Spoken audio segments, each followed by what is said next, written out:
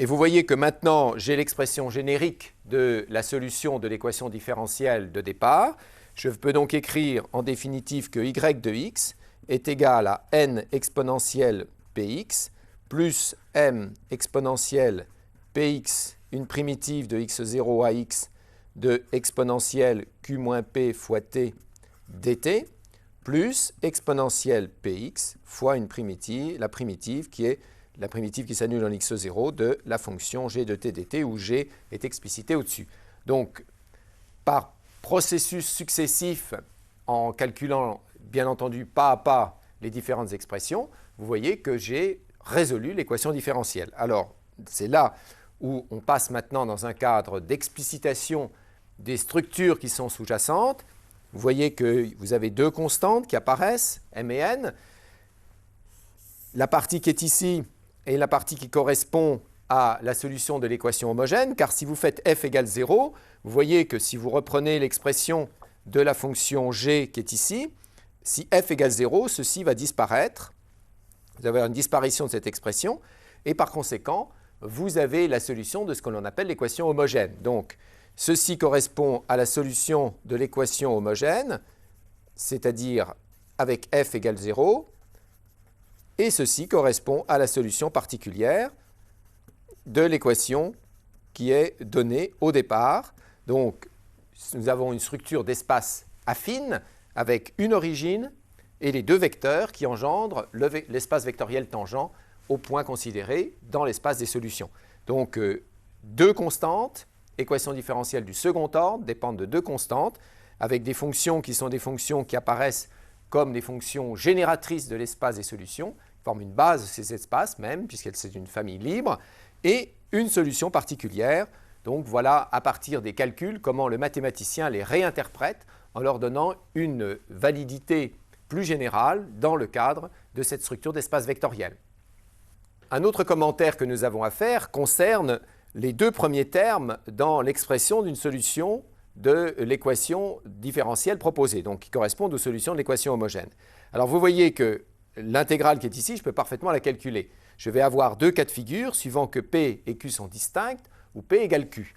Donc, premier cas, si P est différent de Q, je peux écrire les solutions de l'équation homogène que je vais appeler les solutions z de x sous la forme n et puissance px plus m, donc, fois l'exponentielle px, et puis derrière, comme P est différent de Q, je peux calculer la primitive sur Q moins P, et j'ai exponentielle Q moins P fois x moins l'exponentielle Q moins P fois x0. Alors, si vous constatez simplement que la partie qui est ici est une constante, et m fois e puissance px fois cette constante avec celle-ci va me donner une nouvelle constante que je vais appeler grand A, fois p de x, plus une constante fois donc la même petite m divisée par q moins p, donc qui est celle-ci, exponentielle px par exponentielle q moins px, vous voyez que c'est exponentielle qx.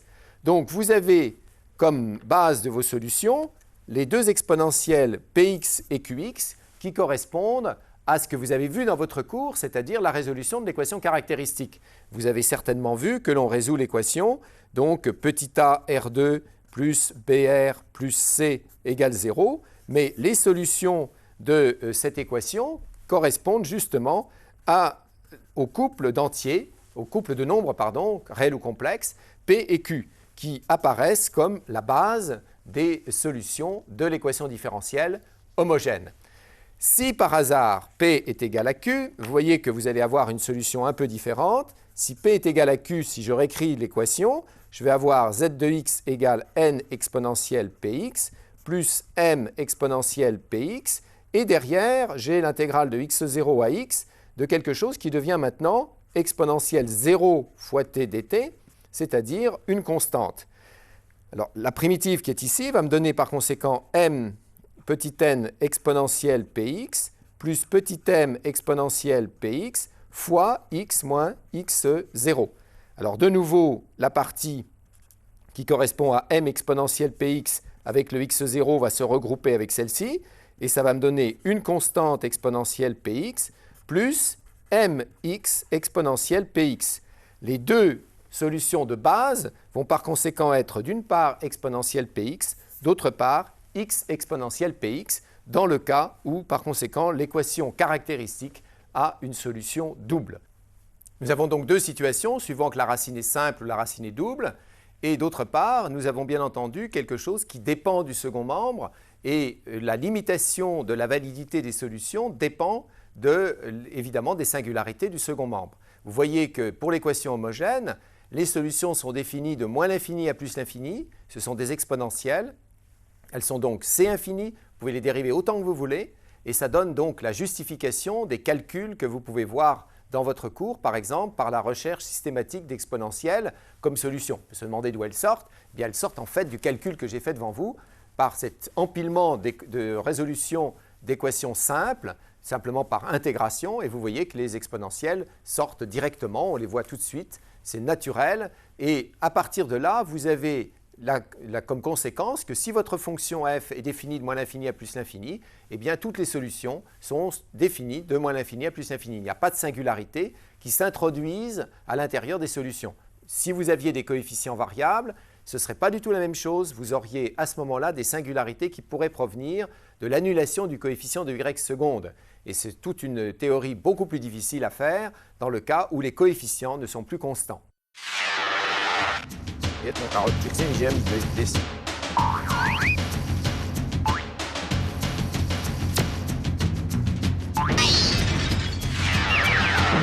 Eh bien, nous allons donc voir deux exercices.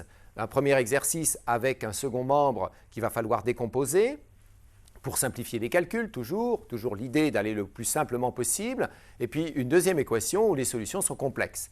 Alors, je vais donc d'abord me tourner vers Julien et lui demander qu'est-ce que l'on peut faire pour simplifier déjà cette équation? D'une part, on sait que l'ensemble des solutions est un espace affine. Oui. Donc, pour résoudre cette équation différentielle, on va procéder en deux étapes. D'abord, résoudre l'équation différentielle homogène qui lui est associée, puis rechercher une solution particulière de cette équation différentielle. Et une fois ces deux choses faites, on obtiendra l'ensemble des solutions de cette équation différentielle. D'accord. Alors, l'équation homogène, on l'écrit donc. Alors, l'équation homogène associée est y seconde plus 4y prime plus 3y égale 0. D'accord. Donc, le polynôme caractéristique associé à cette équation homogène est R2 plus 4R plus 3 égale 0. D'accord. Alors, maintenant, il faut déterminer… Les solutions de cette équation de second degré sont évidentes. Donc, les deux solutions sont R1 égale moins 3 et R2 égale moins 1. Ce qui nous donne… Moins 1. Moins 1, pardon. Et donc, les solutions sont… Donc, les solutions de cette équation homogène sont de la forme y égale a exponentielle moins 3x plus b exponentielle moins x, où a et b sont des constantes réelles que l'on peut choisir arbitrairement. D'accord. Bon, donc on a donc effectivement la base de l'espace vectoriel associé, de dimension 2. Et alors maintenant, comment va-t-on trouver donc les solutions de notre équation? On est amené à chercher? Alors, donc maintenant, il faut rechercher une solution particulière de l'équation d'origine. Donc, on va commencer d'abord par écrire le deuxième membre de cette équation différentielle sous la forme exponentielle moins x plus exponentielle x sur 2i plus exponentielle moins ix sur moins 2i. D'accord. Et par linéarité de l'équation différentielle qui est proposée, en fait, il suffira de trouver une solution phi1 de l'équation y seconde plus 4y' plus 3y égale exponentielle moins x, plus une solution phi2 de l'équation différentielle y seconde plus 4y' plus 3y égale exponentielle x sur 2i, puis une solution phi3 qui vérifie l'équation proposée. Et il suffira d'additionner phi1, phi2, phi3 pour avoir une solution de l'équation différentielle qui était proposée au départ. Tout à fait. Alors, par quoi commencez-vous?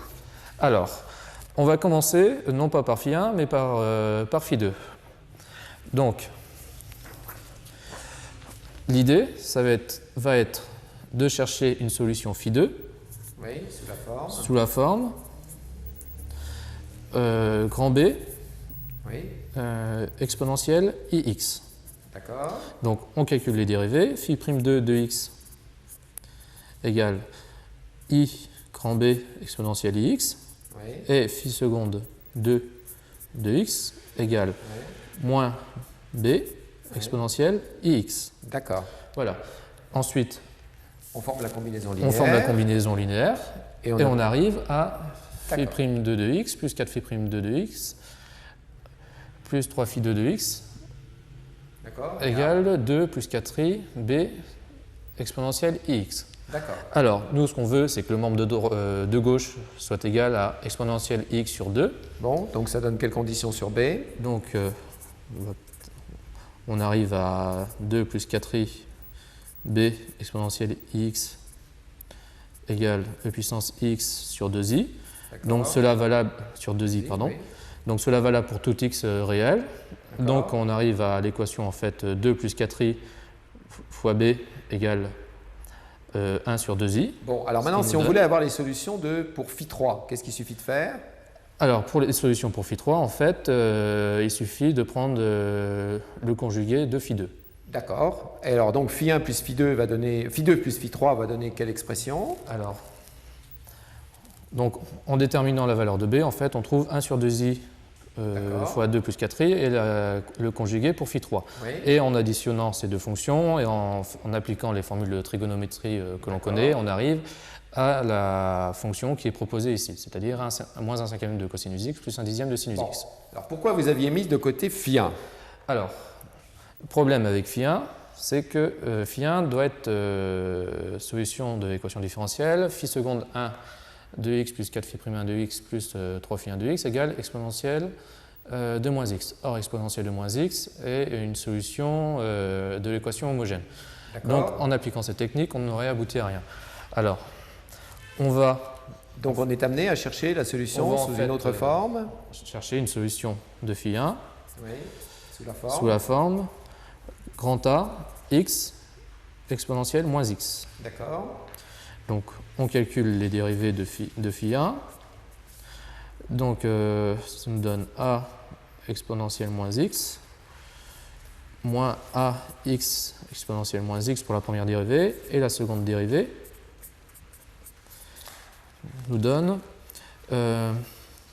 moins a exponentielle moins x moins a exponentielle moins x plus a x exponentielle moins x. Et en faisant la combinaison linéaire de ces trois fonctions, oui, on arrive à phi seconde 1 de x plus 4 phi prime 1 de x plus 3 phi 1 de x égale 2a exponentielle moins x. Et nous, ce qu'on veut, c'est que le membre de gauche soit égal à exponentielle moins x, donc, ce qui va nous donner pour condition a égale 1 demi. D'accord. Donc, en recollant tous les morceaux, la solution générale de l'équation proposée va s'écrire sous la forme... Alors, la solution générale va s'écrire, donc la partie qui est solution de l'équation homogène associée, plus la fonction qui est une solution particulière de y seconde plus 4y' plus 3y égale exponentielle moins x. D'accord. Et la dernière partie, donc à la recherche de la solution particulière avec pour second membre sinus x. D'accord.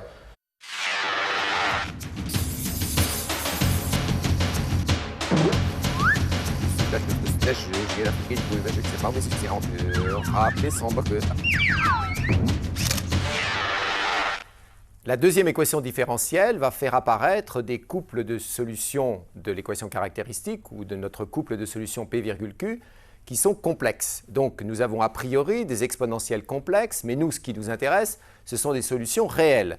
Nous allons donc être amenés à passer du champ complexe au champ réel, et c'est donc une nouvelle petite difficulté qu'il va falloir surmonter. Alors, pour cela, je vais donc demander à